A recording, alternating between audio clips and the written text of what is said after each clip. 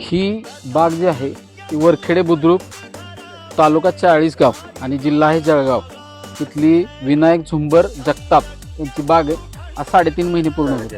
अंतर किती ठेवलेलं आहे आपण 6 बाय 5. आणि साधारणपणे रोपांची संख्या किती बसवलेली? इथं 2200. तर जवळजवळ पूर्ण थंडीतला प्लॉट आहे. हो. सुरुवात कुठल्या महिन्यात लागवड आहे? 29 ऑगस्ट. 29 ऑगस्ट म्हणजे सप्टेंबर झाला. सप्टेंबर, ऑक्टोबर, नोव्हेंबर आणि आता पूर्ण डिसेंबर.